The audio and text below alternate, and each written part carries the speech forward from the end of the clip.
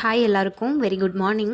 இன்றைக்கி டே எனக்கு பிரிஸ்காக 5:30க்கெலாம் ஸ்டார்ட் ஆயிடுச்சு. நான் ஒரு 6:15க்கு கிளம்பி வாக்கிங் போகலான்னு போனேன்.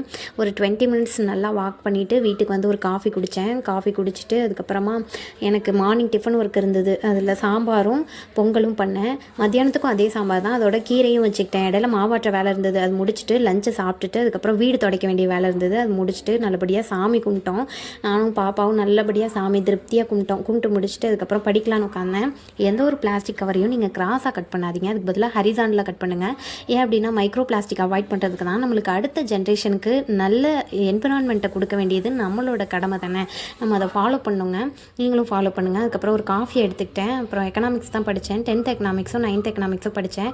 எக்கனாமிக்ஸ் முன்னெல்லாம் படிக்கும்போது எனக்கு தூக்கம் வரும்.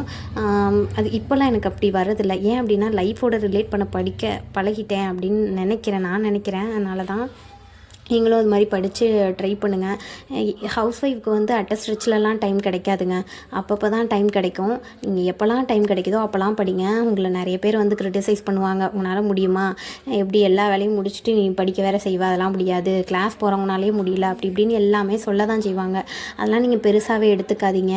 நீங்கள் ஒரு மைண்ட் செட் பண்ணுங்கள். பண்ணிவிட்டு அதுக்கப்புறம் நீங்கள் பாட்டுக்கு அதில் போயிட்டே இருங்க. யார் என்ன சொன்னாலும் அதை கண்டுக்கவே செய்யாதீங்க.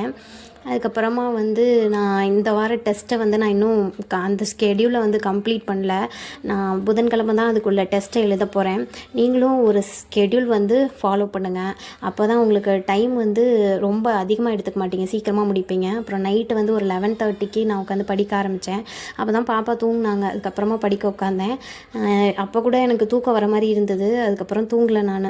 சரி உட்காந்து படித்தா தான் முடியும்னு சொல்லிவிட்டு எக்கனாமிக்ஸ் தான் படித்தேன். படித்து முடிச்சுட்டு அதுக்கப்புறமா தமிழ் வந்து கொஞ்சம் படித்ததை ரிவைஸ் பண்ணேன். ஒவ்வொரு டேவும் தமிழ், ஜிகே, அப்புறம் மேக்ஸ், இது மூணையுமே தொட்டுறணும். நானும் இந்த மூணையுமே எப்பயுமே தொட்டுருவேன். தொடலைன்னா எனக்கு கொஞ்சம் பயமாக இருக்கும். ஏன்னா மூணுக்குமே கொஞ்சம் ஈக்குவலாக நம்ம டைம் வந்து ஸ்ப்ளிட் பண்ணணும்ல.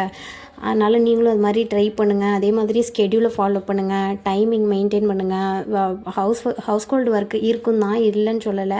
அது சீக்கிரமாக முடிச்சுட்டு கொஞ்சம் நல்லா படிக்கிறதுக்கு ட்ரை பண்ணுங்கள். நானும் அதுதான் ட்ரை தான் பண்ணிகிட்ருக்கேன். நான் அதை ஃபுல்லாக இன்னும் ஃபாலோ பண்ணல, நானும் ட்ரை தான் பண்ணிகிட்ருக்கேன்.